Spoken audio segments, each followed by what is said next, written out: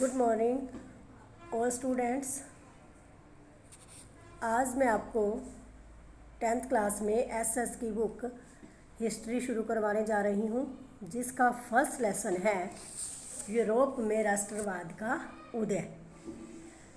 ये क्वेश्चन करवा रही हूँ मैं इस लेसन के, आपको फर्स्ट 2 क्वेश्चन करवा रही हूँ, जिसमें से फर्स्ट क्वेश्चन है आपका कि जूसेप्पे मैसिनी कौन था। जूसेप्पे मैसिनी इटली का एक क्रांतिकारी था, जो ये राजतंत्र व्यवस्थाएं, जो राजाओं ने व्यवस्थाएं बनाई हुई थी, उनका विरोध कर रहा था। ठीक है, जो कि विनय की संधि, यानी कि विनय की जो संधि हुई थी कांग्रेस के बाद इसकी स्थापना हुई थी।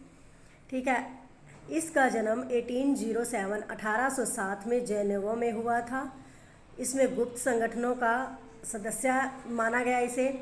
इसके 2 गुट थे, एक था यंग इटली और दूसरा था यंग यूरोप, जिसके सदस्य थे फ्रांस, इटली, जर्मन।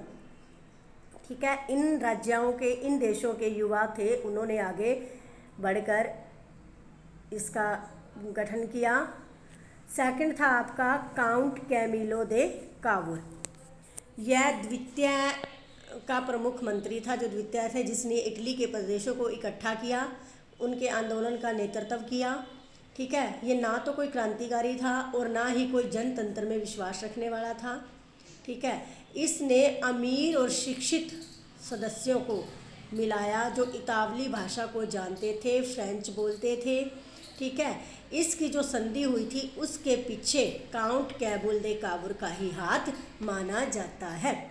उसके बाद था यूनानी स्वतंत्रता युद्ध। 15वीं शताब्दी से, यानी कि यूनान ऑटोमन साम्राज्य का ही एक भाग था, उसी का एक हिस्सा था।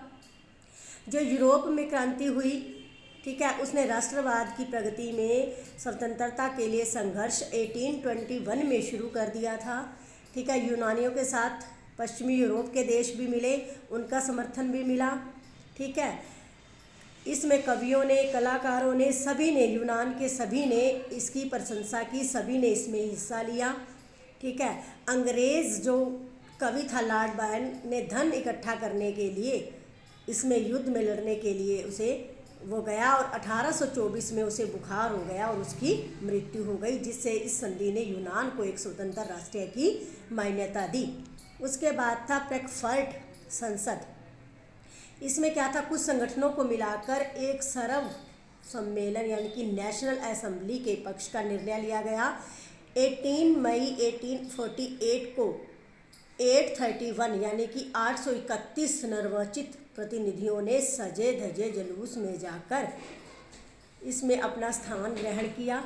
ठीक है, कई सभाएं आयोजित की गई। जर्मन राष्ट्र के लिए एक संविधान का उल्लेख हुआ।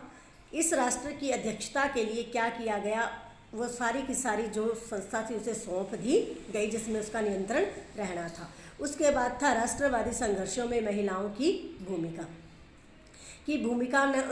महिलाओं की भी बहुत अहम भूमिका थी। महिलाओं ने भी बढ़ चढ़कर इसमें भाग लिया, कई संगठन बनाए, अखबार शुरू किए, राजनीतिक प्रदर्शनों में भाग लिया। ठीक है, ये सभाएं कई आयोजित की गई। महिलाओं को सिर्फ दर्शकों के तौर पर खड़े होने दिया गया, यानी कि वो सिर्फ उन चीज़ों को देख सकती थी। उसके बाद था सेकंड क्वेश्चन, फ्रांसीसी लोगों के बीच सामूहिक पहचान का भाव पैदा करने के लिए क्रांतिकारियों ने क्या कदम उठाए। सबसे पहले उन्होंने पितृभूमि, यानी कि जो उनके पिता की भूमि थी, और नागरिक जैसे विचारों के संयुक्त समुदाय पर बल दिया। ठीक है, राष्ट्रध्वज को एक नया झंडा, नया तिरंगा चुना गया। नागरिकों को समान अधिकार दिए गए। उनको भूभाग पर जो रहने वाले थे उनके लिए समान कानून बनाए गए। क्षेत्रीय भाषाओं में बोले जाने वाली भाषाएं को राष्ट्र की भाषा का दर्जा दिया गया। ये 2 क्वेश्चन हैं, आपने राइट भी करने हैं और लर्न भी करने हैं। धन्यवाद।